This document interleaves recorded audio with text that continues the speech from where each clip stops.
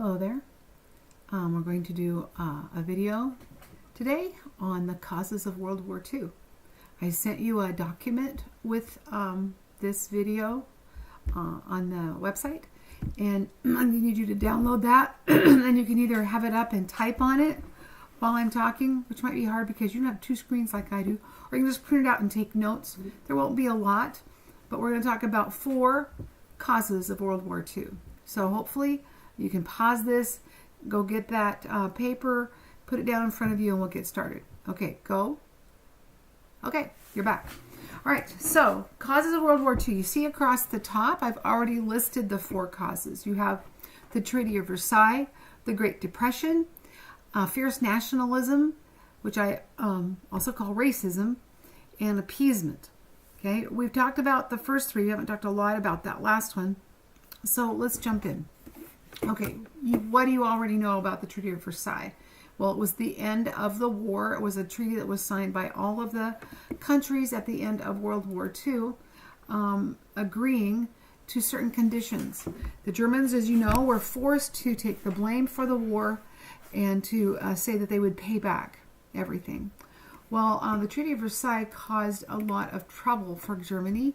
They had, in order to make those payments to France and to Great Britain, they borrowed a lot, and I mean a lot of money from the United States.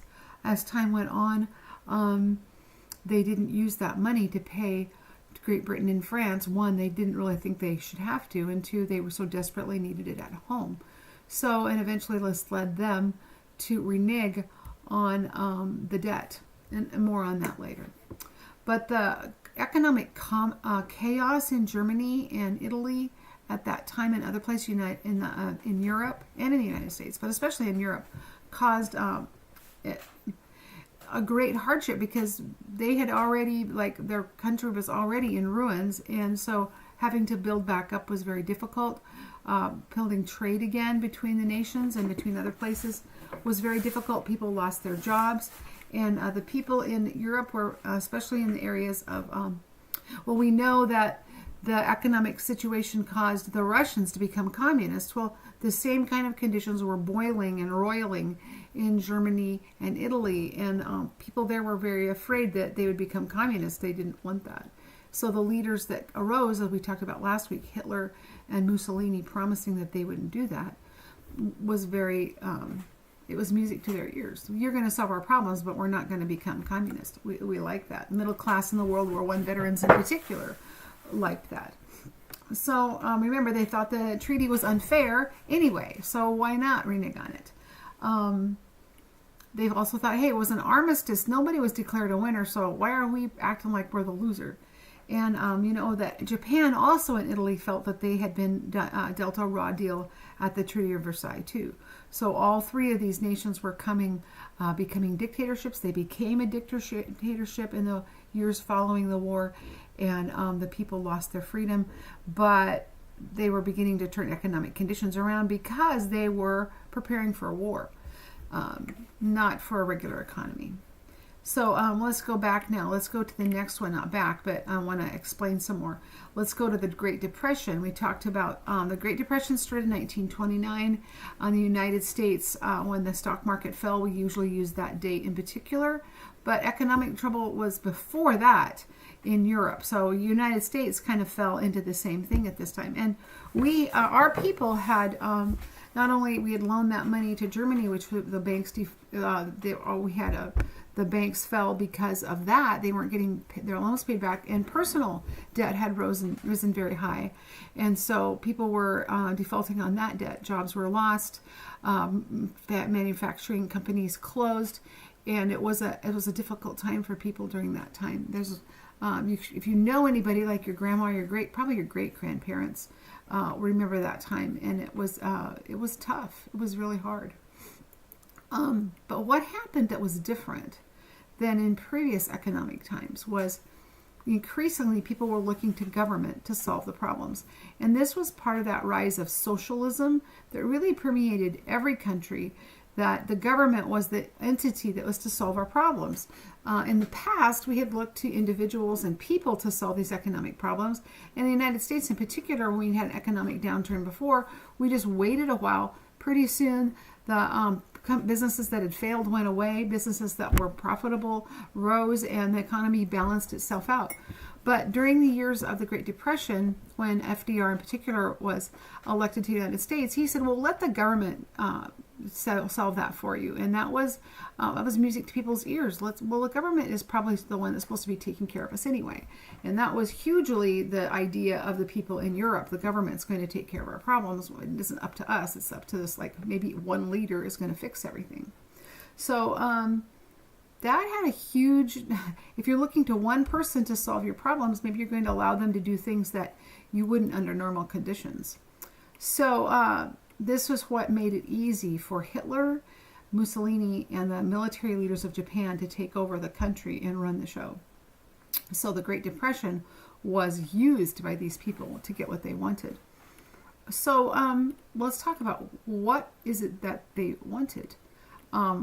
This is where I believe the real reason for World War II lies, is in the third, the fierce nationalism or racism. During this time, those that did not have this idea, Britain and France and the United States and other countries of the world, were not taking over other parts of the world. They were working through the economic problems, and maybe they were looking to the government to solve them, but they weren't trying to take over the world. And why were these other places trying to take over the world? Well, as a deep-seated belief, I've said this over and over again, ideas have consequences. If you believe, like in the fierce nationalism, that your country, that your race of people is superior to everyone else, it makes sense to get rid of everyone else because they're just pulling everybody else down in an evolutionary way. We're just going to get bad like them. So when you believe that, you believe that your race is better, it gives you permission to treat those other races badly, horribly, in an evil way. And it stems back to the Darwinian evolution thing, that survival of the fittest. So only the best entities, the best things that are created, the best animals, the best people are going to be the ones that survive. And Hitler believed that the Germans were the best. Mussolini said the Italians were the best, and the Japanese believed to their core that they were racially superior to all the other nationals in the Orient and in Asia, especially the Chinese. They really looked down on them. Hitler in particular blamed the Jews. That he blamed them for everything. He used them as a scapegoat for the end of the Treaty of Versailles and why they got such a bad deal. And it was probably their problem because they owned most of the banks that we had an economic downturn. So he used the people's hatred for the Jews to gain power, and he used the people's hatred for all the other places in the world. He built this idea up that they were best and that they needed to do that. And so then the secondary place, if your race is superior and everybody else needs to go away, then you probably could take over their territory and supply. Then you could have supplies for your country and Lebensraum, what as a German word for breathing room or living room. So, but this is a little bit like the imperialistic age with a huge difference. In the imperialistic age, all those countries were taking over other parts of the world because they wanted those people to have markets for their goods. They wanted to use their resources, but they weren't trying to wipe them out off the face of the earth. And this time, the focus was, because we believe they're the best race, we get to completely wipe you out, and we're going to live in where you live now, and we're going to wipe you off the face of the earth. And so they wanted the people that they conquered dead. And it led to a terrible, terrible era in our history of the world. What you need to understand, that the root cause of World War II was not an economic one. The root cause is a sin problem. The sin of pride, the sin of not loving your neighbor as yourself, and not worshiping God. When those two things are gone, the nation is a terrible one. There are many, many verses in the Bible that talk about you don't want your country to turn away from God, because what happens is evil. So this brings us to the fourth point, which is called appeasement. Maybe some of you don't know what the word appeasement means. I looked it up, and it is pretty basic. The definition of appeasement is, hang on, where is it? It means to pacify or placate someone by acceding to their demands. Okay, that's a really fancy pants term for if you don't stop a bully, the way to stop a bully is to keep giving them stuff. No, that's not true. Placating or appeasement, in my mind, I don't think has ever worked anytime ever. Let's think about a 2-year-old. They want a cookie. You want them to stop crying. You give them a cookie. Does that stop it? No, then they want another cookie. 2-year-olds can be great tyrants. Well, let's move it up to, let's talk about Hitler. Hitler believed, because of the thing about the nationalism, that every area in the world, and especially in Europe, any of the times those people spoke German, that they needed to be Germans. They couldn't be in Austria, they couldn't be in Czechoslovakia, they couldn't be in the eastern part of France.